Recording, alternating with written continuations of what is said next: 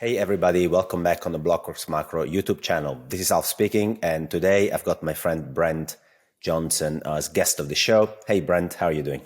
I'm good. I just had a couple coffees with milk, and it's a good day. Jeez, man, it's 4 p.m. It's not allowed. How many times do I need to say this? No milk after 11. Okay, just because it's you, I'm going to allow the exception. It's only 10:15 here, so I'm allowed. Oh, that's fine. That's fine. Then we can talk again. Let's do the show, actually. Right. So, Brent, over the last few days, we're recording on October the 5th, 2022. We have seen the dollar taking a pause or actually repricing down a little bit. And you are quite the authority when it comes to chatting about the dollar, both long-term and short-term. So let's talk about the short-term picture for a second. Has something really changed in your assessment of the dollar in this part of the cycle? I don't think anything's really changed, but I think perception has perhaps changed a little bit. Over the last, let's just call it 10 days, the dollar had both a 5% move higher or 4% move higher and now a 4% pullback. The pullback has honestly not really surprised us too much. In fact, last Wednesday, the morning of the high, I tweeted something out, and I was talking with some colleagues, and we were saying, this has gotten a little bit ahead of itself probably. And we're getting to the level where central banks and monetary authorities are going to start trying to influence what happens going forward. And while I don't think that the monetary authorities and central banks and governments can solve this problem, they can certainly push it around in the short term. And, when the Bank of England came out and intervened in the market, I think it just scared a lot of people. And they said, well, we're not really sure what they're going to do and how big they're going to do. So we're just going to pull back and kind of reassess. And so, the yen has rallied, the euro rallied, the pound has rallied. And so, the dollar pulled back. But what I find kind of funny is even over the last couple of days, I've gotten a couple DMs and messages on Twitter and posts on, various things and saying, well, that was it. Now where are the dollar bulls at? They all went away. And I'm thinking, we're at 110 on the DXY from the upside. Now, who a year ago would have imagined that, right? And so I think it's kind of a natural time for the dollar to take a pause. Like I said, we're starting to get some intervention from governments, which is going to happen. The dollar was up 20% in a year. So it's due for a breather, right? Other central banks are now starting to raise rates a little bit, or at least trying. They're having trouble because, like the thing with the Bank of England, right? They can't let rates go too high. But I think there's a perception, as there has been all year, that the pivot is right around the corner. Powell can't keep raising rates. This month he's going to pivot. Today he's going to pivot. Tomorrow he's going to pivot. And so everyone keeps trying to front run this pivot. And and as a result, then the dollar pulls back when they try to front run this pivot. What I find kind of interesting is every time they front run this pivot, it allows him to keep going. In other words, the front running of the pivot is to a certain extent self-defeating. Because as long as markets are holding up, as long as credit markets are functioning, as long as inflation is high and unemployment is low, he's got the green light to keep doing what he's doing. And so I think it's interesting from a mental perspective and a psychological perspective as much as it is an economic perspective. Yeah, it reminds me of my piece in July named "Fed Pivot My Ass." I mean, seriously, this guy just can't do it. He has one mandate and he's going to go after that. Well, I remember when you put that out, because I remember at the Fed meeting in July, I thought he was very clear, but everybody interpreted it as a pivot, and the market just took off. And I'm never going to say the market's wrong. The market's always right on that particular day, but I just felt that they were misinterpreting what he said. Yeah. And, then he came out at Jackson Hole and basically changed his speech in order to say, listen, you guys did not listen to me in July. So I'm going to give you the sermon again. Yeah. And then his very first words at the recent Fed meeting press conference was, nothing has changed since Jackson Hole. So he keeps reiterating, and everybody keeps saying you're lying. Right.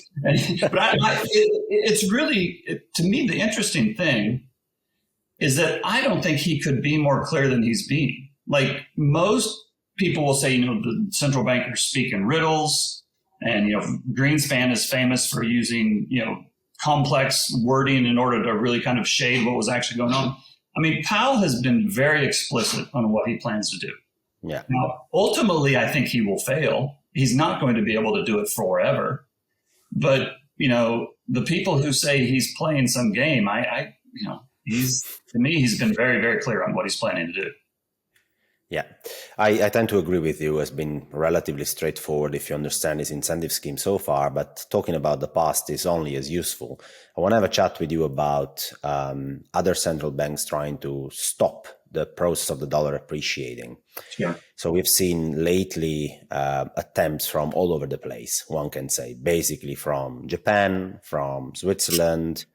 The Bank of England was basically effectively trying to backstop the bond market rather than directly the FX market, but they also intervened in the markets, right? Right. So I want to get a big picture view from your perspective, Brent. How do you look at these interventions? Do you think they can be successful? And who are the countries which are the best positioned to try and stop the bleeding against the dollar? Sure. So I think in general, as a general statement, no, they won't. The interventions will not work in the long term.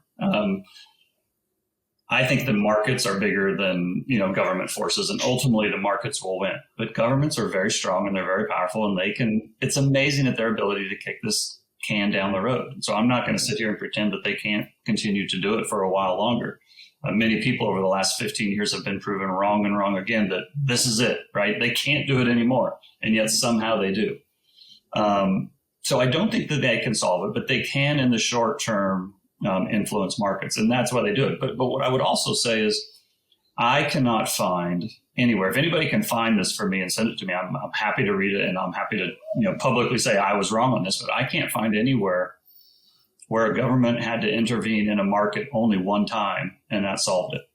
Right? They always make the initial intervention. It works for a little while, and then it doesn't work, and they have to come back and do it again. And so I think that's what's going on with Japan. I think that's what's going on with the UK. And it's what's going on with the Fed too, right? I mean, this has all been going on for at least 15 years now, depending on how you define the beginning of it.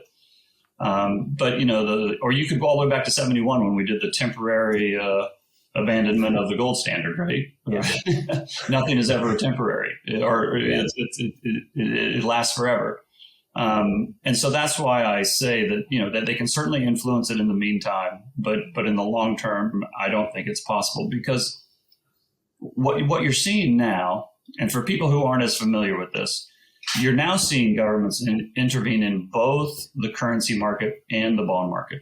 But those are cross purposes. You can't save them both. You have to sacrifice one or the other, because the tools with which they fight one hurts the other. Right. And so at some point, they're going to have to choose. And I am of the belief, and I think most people are of the belief, that ultimately they will sacrifice the currency.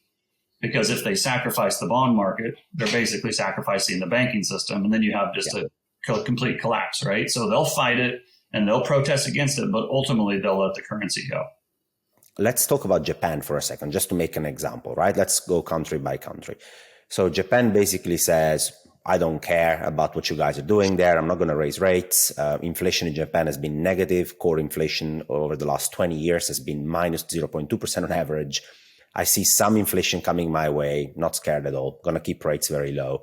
And obviously, this leads, together with bad terms of trades because of energy prices are higher, leads to basically the yen depreciating.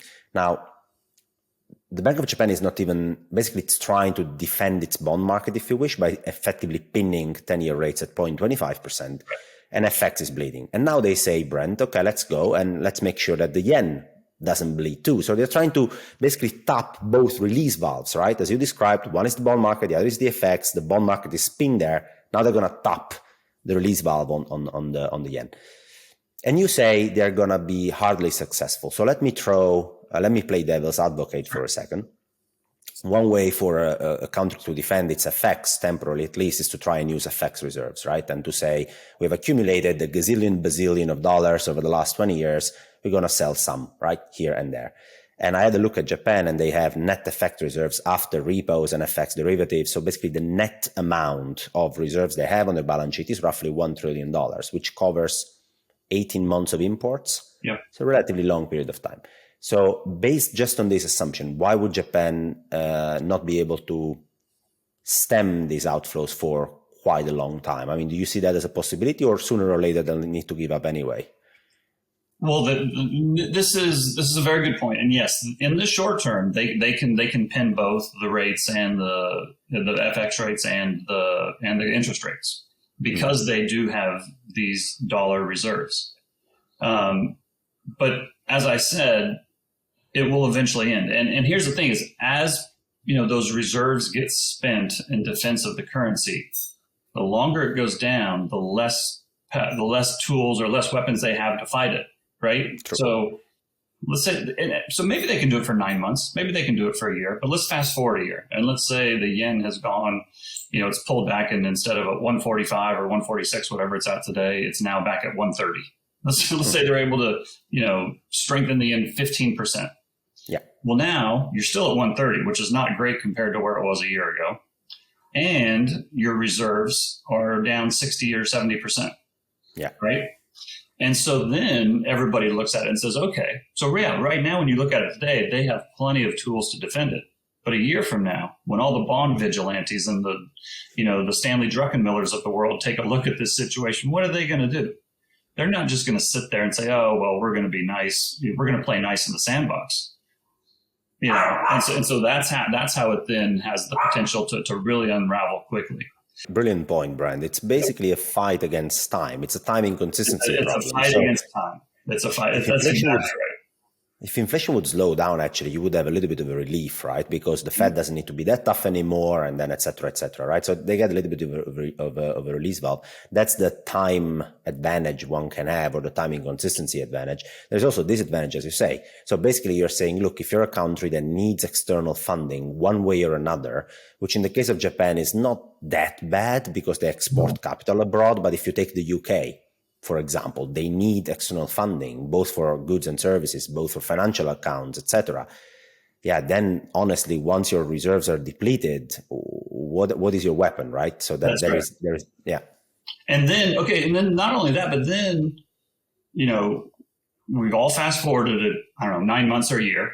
Let's say the dollar's back to 100 instead of 110. The yen's back to 130, the pound's back to 120, and the euro's at 110 or whatever it is, right? But now, like you said, or like we said, everybody, the weapons are gone, right? Or they're vastly depleted. And now we get another kind of, systemic shock, whatever it is. Maybe war breaks out. Maybe this energy crisis continues. Yeah. And then we're in the same situation we are now from a, volatility perspective, but everybody's tools are diminished. And so, and then how do they protect against it? And that's my point, is eventually they're going to have to choose between the bond market and the currency market. But, the point that we're making here is kind of, in my opinion, the best case scenario, because to get to where we just talked about theoretically getting in a year, you basically would have to have the Fed engineer a soft landing, right? Mm-hmm. The problem with inflation is either you get a lot of, it's very, so sorry, I'm kind of jumping around, but let's just say we're at 8% inflation right now. To get to where we just talked about getting, it would almost be like the Fed would have to get inflation and CPI or their inflation indicators to come down 0.5% every month for the next 10 months. And that would take inflation from 8% to 4 or 5%. Just a very steady, no volatility, slowly, to get there. And I just think we're at a place where it's really, really hard to engineer soft landing. The Fed can crush inflation. People that say the Fed cannot crush inflation, they can absolutely crush inflation. The problem is they might crush the whole global economy in the process. So I think we're kind of at this place where we've gotten these fits and these starts, these booms and these busts. I think it's very hard right now to engineer these very gradual moves because of all that's going on in the world. Not to mention, the energy crisis and the military conflict that's going on. I mean, right now we're just talking about currency rates and interest rates, right? We haven't talked about the geopolitical aspect, the supply chain aspect. And there's all these variables out there that I don't know what's going to happen with these variables. I just don't believe the current global leadership has the skills to deal with whatever comes. Yeah, it also reminds me of people saying the Fed can bring down inflation. I strongly disagree, and I agree with you, Brent, on that observation. Empirically, if you look at the past 100 years, every time that inflation was very high and the Fed wanted to slow it down, they just sent us through a recession. And fast forward 16 months later, that's what my analysis shows, inflation actually dropped 7 percentage points from the peak to the low after the recession. So it's 9% now, minus 7, conveniently 2% with the average recession. The problem is they're going to put us through a recession. That's actually one of the problems. Yeah. Now, the question I have is, Brent, is there a sustainable way that you think dollar strength can actually fade away? So what are the conditions necessary in your framework to see the dollar weakening on a substantial basis over the next year or 2 years? Well, I think it could fall over a year fairly easily, to be honest, for all the reasons we just talked about. You know, the Fed plays nice in the sandbox. Everybody kind of coordinates. They work together, and they kind of the Fed takes their foot off the neck of the global economy, right?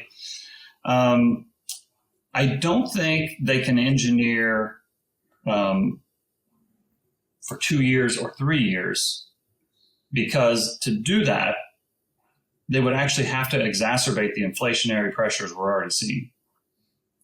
The way that they get the dollar down for 2 or 3 years is to go back to QE, pin rates low, and do financial repression. Well, we've already got political and both political and economic pressures trying to keep them from doing that. If we've already got 8% inflation and then we go back to, high levels of QE and bailouts and stimulus checks, well, then I have a hard time seeing how, inflation falls dramatically. And so I think it's very hard for them to do. This is probably a good time to say that a lot of people over the last couple of weeks, or even the last couple of months, have said, well, how does this all end, Brent? How do they kill the milkshake?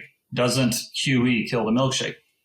And the interesting thing is QE doesn't kill the milk. QE is actually part of, quote unquote, the whole milkshake theory. I have said several times that I think this plays out over 2, 3, 4 years, maybe up to 10 years. I don't think this is going to play out over the next 6 months and then all be over. And the way it plays out, the way it takes longer, is that governments will interfere. The Fed will go back to QE probably, or some kind of stimulus program. And that might work for a while. Maybe it works for a year. Maybe it works for 2 years. But then I think we ultimately end up right back where we are now, because the other countries are going to have to do the same. And just like post-COVID, think of everything that the Fed did post-COVID. And yet here we are at a 20-year high on the dollar. The other thing is that even if we do have to go back and do QE like we did after COVID, there is not a scenario where the U.S. has to go back and do all this QE and all this stimulus, and the rest of the world does not. There is not a scenario where U.S. growth slows dramatically and the rest of the world accelerates higher. It doesn't work that way. I'm sorry. Nothing is impossible, but that is about as low a probability as you can come up with. And so the idea that the U.S. is going to do this in isolation and the rest of the world is just going to tighten monetary policy and grow their economies at the same time just doesn't make sense to me.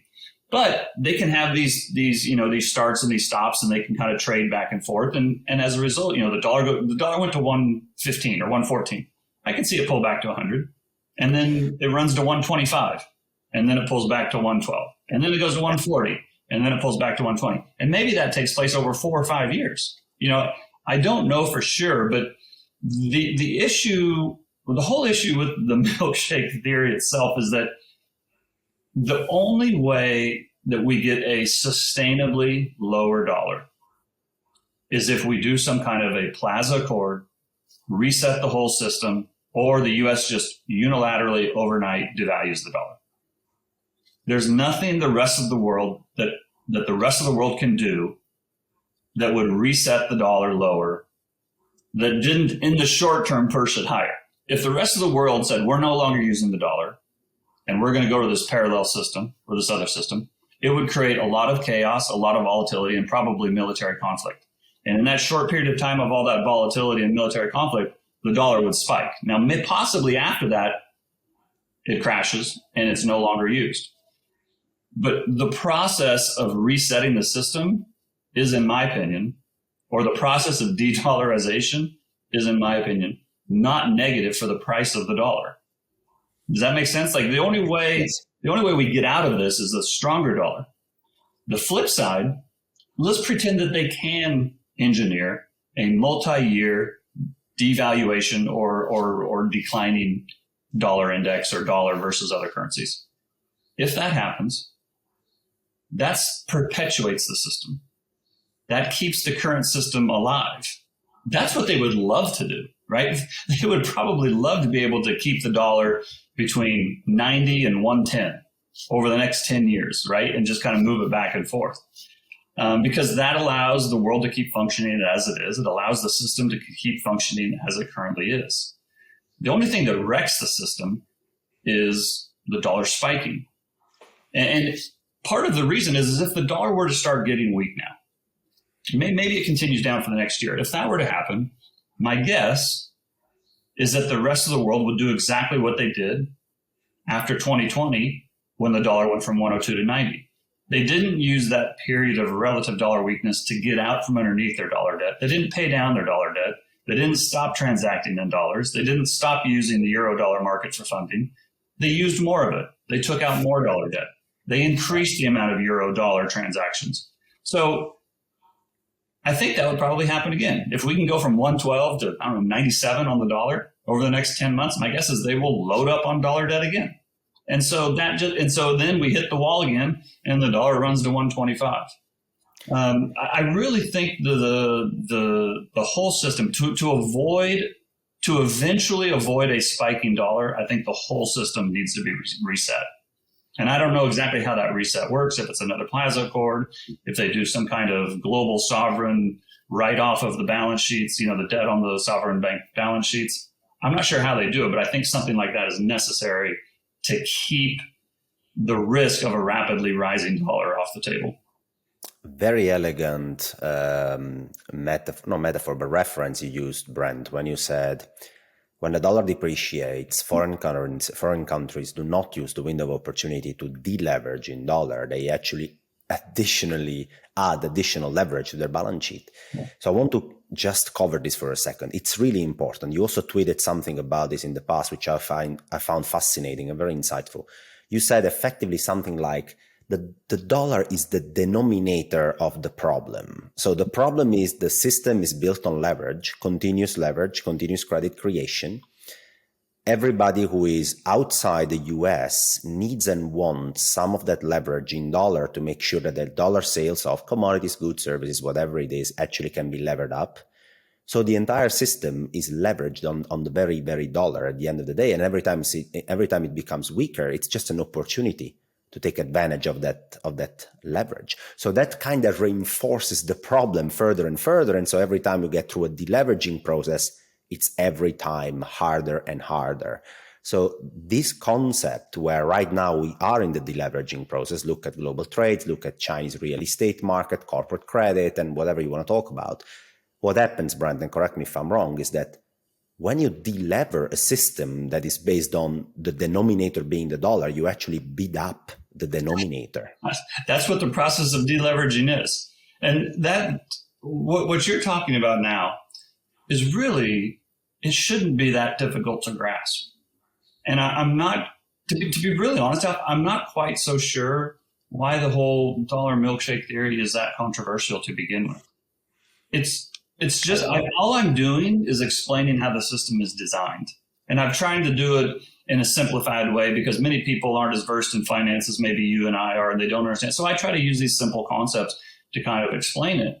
And it's been kind of amazing to me, the pushback that I get from it, to be honest. I mean, I find it kind of funny and interesting, but I get labeled as this dollar cheerleader or, this exceptional American. I think we're the greatest place in the world. And I think it's really important to differentiate between being an advocate and acknowledging something the way it is. I'm not necessarily an advocate for this system. I don't think that this is necessarily the best system. I think there's a lot of problems with the current system, but I acknowledge how the system works. And if you're investing other people's money, Your job is to figure out how the system works and place capital in a way that will appreciate. And that's the angle I'm coming from. I manage other people's money. I'm not trying to change the world. They didn't hire me to be the moral authority. They didn't hire me to be a social justice warrior. They hired me to figure out what the hell's going on and get them through it. And so that's where I'm coming from. And, the dollar, for better, for worse, underlies the entire global economy. Now, the idea that the whole global economy is going to fall and the dollar is going to fall with it just doesn't make sense, right? It falls because the dollar gets stronger. It's the teeter-totter, right? One end, the dollar goes up and everything else comes down.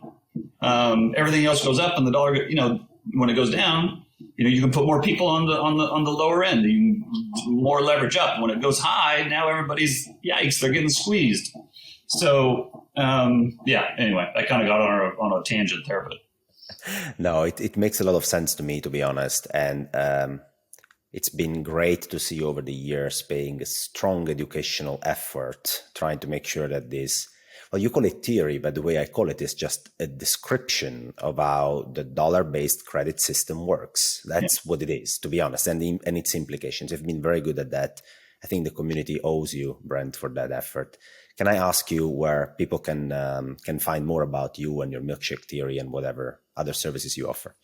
Sure. Well, if you go to either Google or YouTube and you type in either Brent Johnson, Santiago Capital, and milkshake theory, there are now many links to it. I actually laugh when I say it because I just find the whole thing rather amusing. But there's many links of interviews and discussions and podcasts where I discuss this in more detail.